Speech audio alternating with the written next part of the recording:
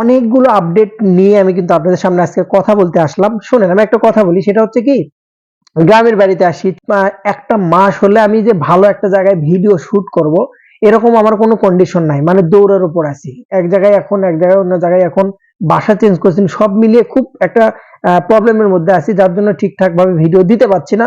ইনশাল্লাহ হয়তোবা 2 থেকে 3 দিন এর মধ্যে ভালোভাবে আপনাদের সামনে ভিডিও স্টুডিও সহ উপস্থাপন করতে পারবো। বিষয় হচ্ছে, চট্টগ্রাম অবশেষে কিন্তু জাগ্রত হয়েছে, মানে ঘুমন্ত বাঘ জাগ্রত হয়েছে। সেই চিটাগাঙ্গেতে কিন্তু 2টা বিদেশি জাগ্রত হয়ে কিন্তু 2টা বিদেশি কিন্তু সাইনিং করিয়েছে, যেটাতে স্টার্লিং একটা, 2 নাম্বার হচ্ছে আসালাঙ্কা। হয়তোবা তাদেরকে নিলাম থেকে নেয়নি, যেটা অনেক দুর্নাম ছড়িয়েছিল যে নিলাম থেকে এতগুলো বিদেশি সবাইকে আনসোল্ড করতেছে।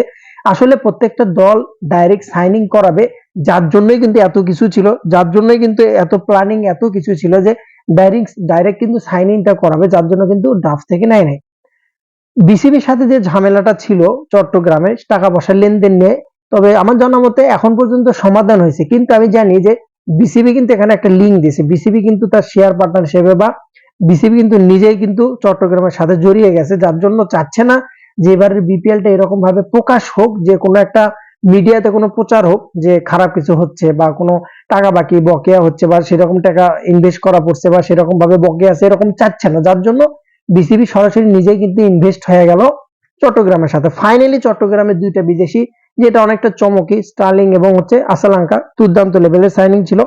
ঢাকার যদি আপনি নতুন করে সাইনিং যদি দেখেন, ওয়ার্ডেন স্মিথের পরে, ওয়ার্ডেন স্মিথ এই যুগে কিন্তু চলে না, তারপরে কিন্তু মোটামুটি বলা চলে যে ঢাকার মাঠ বাদে তো মিরপুর বাদে কিন্তু ভালো পারফরমেন্স করবে। ঢাকা কিন্তু মোটামুটি ভালো দল সাজানোর চেষ্টা করছে। তবে আজকে যে একটা সাইনিং করিয়েছে আফগানিস্তানের বলার, যেটা কিন্তু জিম্বাবুয়ে সিরিজের সাথে তার ডেবু হয়েছিল, জিয়াউর রহমান শরীফি, এবং সে কিন্তু 7-4টা উইকেট নিয়েছে, যার জন্য কিন্তু সে দলে চান্স পেয়েছে। ঢাকা কিন্তু তাকে লুফে নিয়েছে। মোটামুটি বলা চলে এভারেজ, খারাপ বলবো না, মোটামুটি ভালো বলার বলা চলে। এখন পর্যন্ত নিজেকে প্রমাণ দিয়েছে, 27 বছর বয়সী মানে আফগান। ইমরান আহমেদকে কিন্তু দলে ফিরিয়েছে হচ্ছে নোয়াখালী, যেটা কিন্তু খুবই স্পেশাল। 21 বছর বয়সী আরব আমিরাতের খেলোয়াড়, যেটা IL T20 শেষে কিন্তু যোগ দেবে নোয়াখালীতে। নোয়াখালী এখন পর্যন্ত এমন একটা ফ্র্যাঞ্চাইজি, যেখানে কিন্তু প্রত্যেকটা প্লেয়ার যদি আপনি দেখেন, বিদেশি যতগুলো প্লেয়ার তারা কন্ট্যাক্ট করেছে, সাইনিং করাইছে, প্রত্যেকটা প্লেয়ার যদি আপনি দেখেন, তারা কিন্তু যথেষ্ট ভ্যালুয়েবল প্লেয়ার কিন্তু তারা সাইনিং করেছে, এবং যথেষ্ট ভালো একটা স্কোয়াড কিন্তু এখন পর্যন্ত সাজাইছে।